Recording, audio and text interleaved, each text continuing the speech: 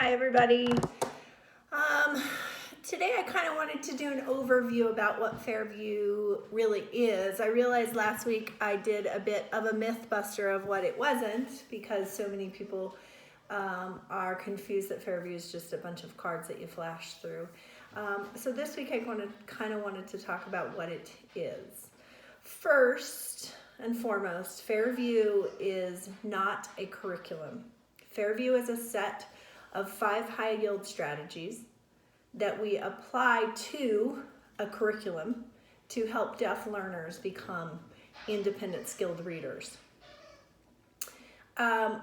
We kind of did that intentionally because so many districts and so many schools require different curriculums. And so this way we can use strategies, the Fairview strategies across the board.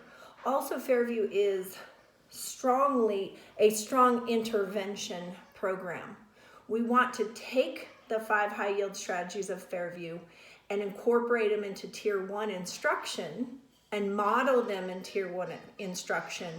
But then the bulk of Fairview is an intervention program where we're reading with students at their instructional level and having them apply their skills and strategies in order to increase that independent and that instructional level reading. I'll do another video later about instructional level reading versus independent level reading.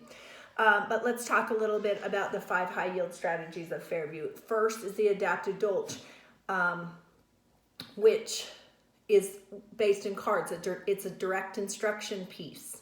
So it does utilize flashcards as a way of memorizing and learning all the different meanings. We use the traditional Dolch word list that's been around forever. And let me backtrack a little bit and explain that these 5 high yield strategies came from looking at literacy instruction in general for all individuals learning to read, deaf or hearing.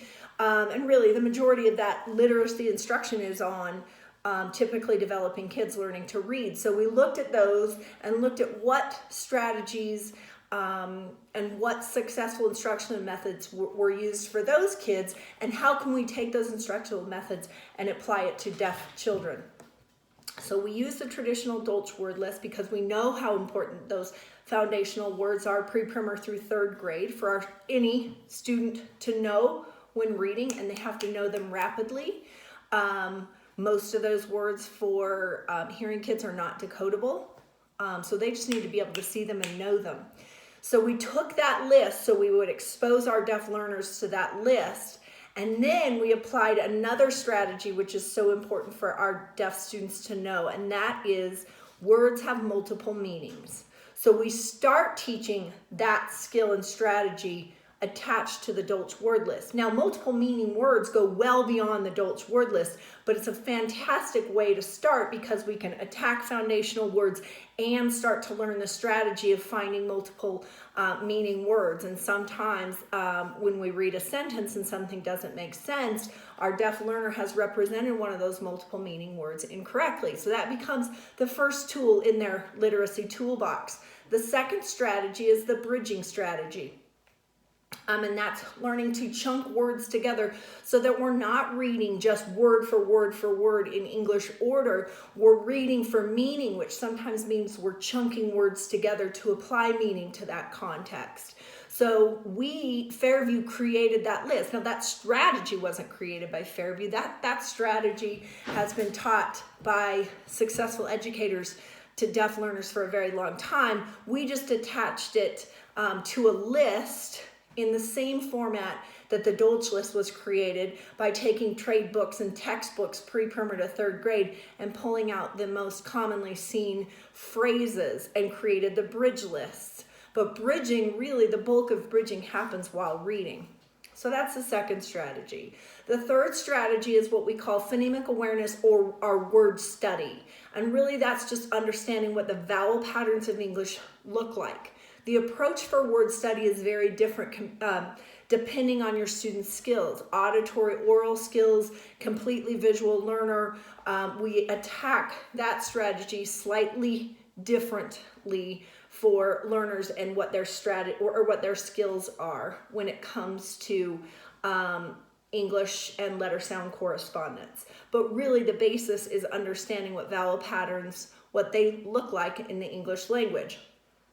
Because we can't deny that letter sound correspondence is a huge part of English. So knowing that and knowing typically developing learners work on that skill, we figured out how can we help deaf learners access that at least at a very minimal level. Then the fourth strategy then would be the reading process and how we take these individual strategies and actually put it into the reading process. That's why in the Mythbuster video, if you stop too soon without putting it all into action, you're not going to get the achievement you want, because this is critical. When they're reading, how well do they apply all their strategies? And then finally, the final strategy is written receptive language development, written English, and then either spoken English depending on the student's skills, or signing. And that focuses on social level language. We'll do a whole video on that. But the goal here is not grammar. It's modeling proper grammar in both ASL and English and written English, but it's done in a modeling format, and it's done based around social level language.